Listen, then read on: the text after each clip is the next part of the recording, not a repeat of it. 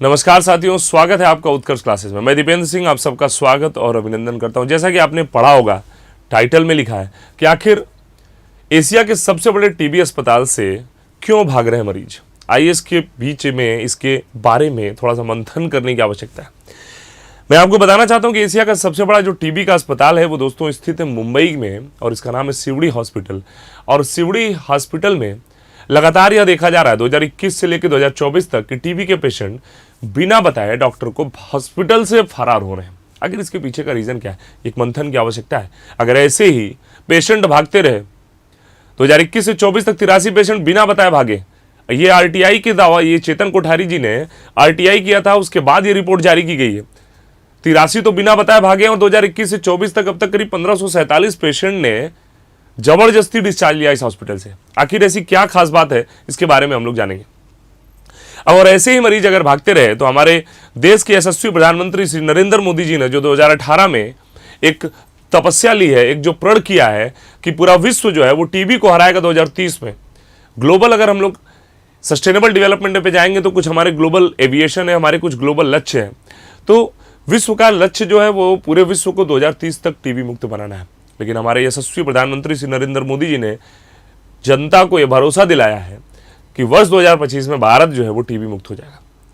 तो मेरा इस टॉपिक को उठाने का सिर्फ और सिर्फ उद्देश्य यही था कि अगर ऐसे ही पेशेंट फरार होते रहे तो क्या भारत 2025 तक टीबी मुक्त हो पाएगा।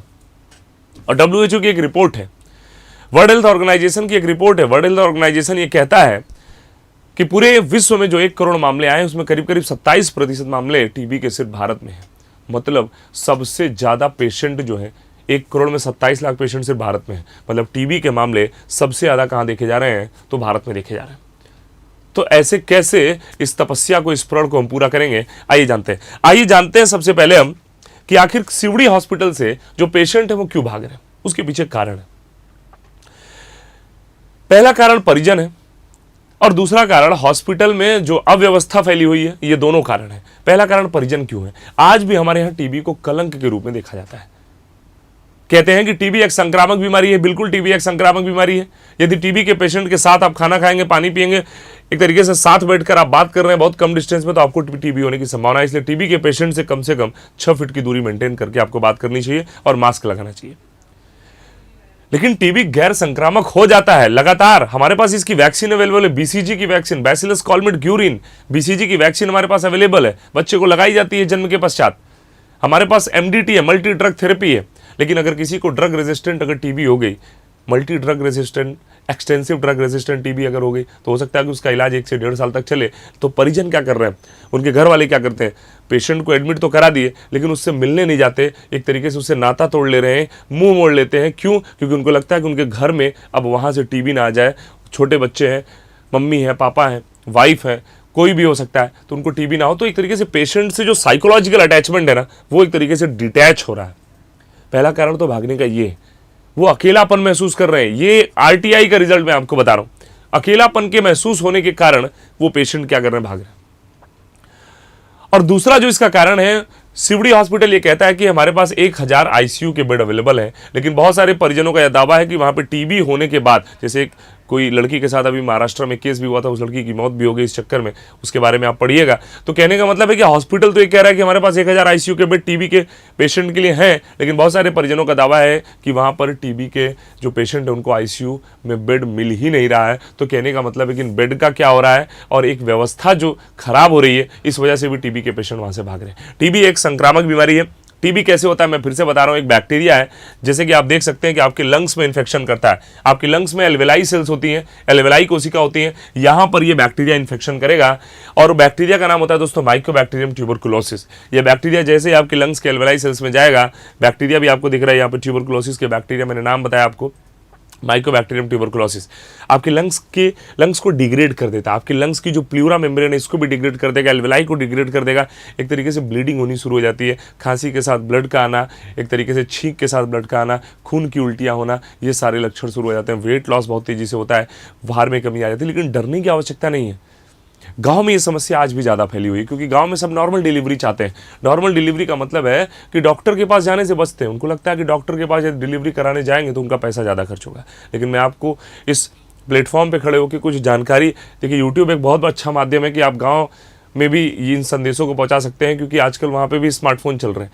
तो मेरे भाई, कहने का उद्देश्य है कि डॉक्टर के संज्ञान में ही हमेशा डिलीवरी कराएं, क्योंकि बहुत सारी ऐसी बातें होती हैं जो डिलीवरी के बाद डॉक्टर आपको बताएगा। जो पेडिट्रिशियन होते हैं वो आपके बताते हैं कि वैक्सीनेशन कार्ड बनता है। सारी वैक्सीनेशन कार्ड जो बन रहे हैं, सारी वैक्सीन फ्री में लग रही है मेरे भाई, सारी वैक्सीन फ्री है। बच्चों को जो भी वैक्सीन आप देना चाहें वो फ्री में सरकार की तरफ से लगाई जा रही है।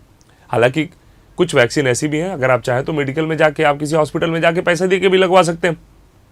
लेकिन सरकार ने अपनी तरफ से ये व्यवस्था की है कि वैक्सीनेशन कार्ड बनाया जा रहा है, बच्चे को प्रोटीनेशियस डाइट भी दी जा रही है। आपने देखा होगा कि गांव में भी अव्यवस्था है। देखिए, लोगों से देश बनता है, देश कभी राजा से नहीं बनता, देश लोगों से बनता है। देश के लोग जितने अच्छे होंगे, देश के लोग जितने लिटरेट होंगे, उतनी ही व्यवस्था हमारी अच्छी हो पाएगी। मोदी जी ने ये लागू कर दिया, मोदी जी ने वो लागू कर दिया, किसी की देश में, किसी का नाम नहीं ले रहा हूं पर्टिकुलरली, लेकिन सड़कें अच्छी बनी है, आपने खा के कुछ फेंक दिया, सड़क गंदी हो गई। तो कहने का मतलब है कि हर एक व्यक्ति को लिटरेट होना पड़ेगा।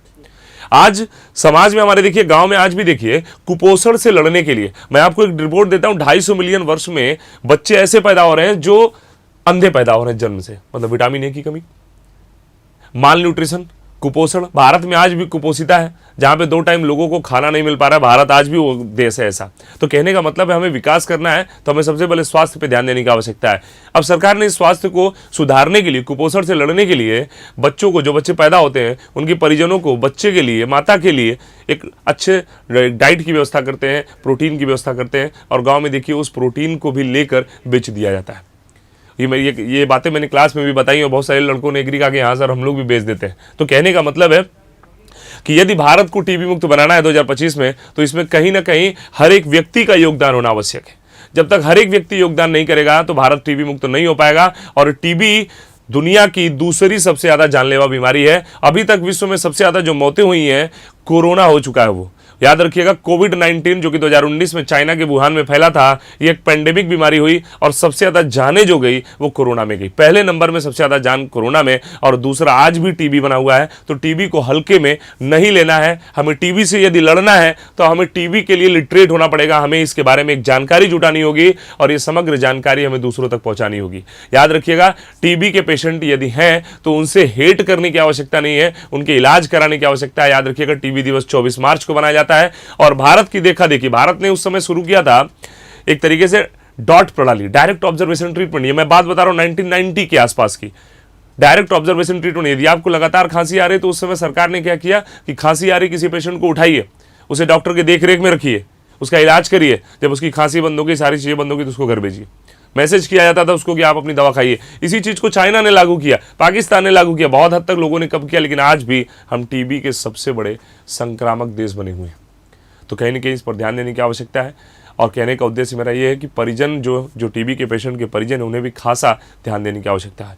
तो दोस्तों, एक और इन्फॉर्मेशन मैं आपको इसी लगे हाथ दोस्तों देना चाह रहा हूं। और ये इन्फॉर्मेशन दोस्तों क्या है कि हमारे यहाँ देखिए, उत्कर्ष ऐप में उत्तर प्रदेश के सभी ऑनलाइन कोर्सेज पर अभी फ्लैट 78% डिस्काउंट चल रहा है। बाकी हमारे रिस्पेक्टेड निर्मल सर के जन्मदिन के अवसर पर यदि आप NG13 कोड अप्लाई करेंगे तो 13% का अतिरिक्त डिस्काउंट मिलेगा। बाकी रक्षाबंधन पर अप टू 100% रिवार्ड पॉइंट भी, और रक्षाबंधन की भी आपको हार्दिक शुभकामनाएं। इसके अलावा आज ही शुरू करें उत्कर्ष के साथ अपनी तैयारी को, अपने दिशा को निर्देशित करें। इसके अलावा ये ऑफर जो है ये लिमिटेड 21 अगस्त तक। तो आज ही उत्कर्ष एप्लीकेशन को डाउनलोड करें और चैनल को सब्सक्राइब करें। धन्यवाद दोस्तों, जय हिंद।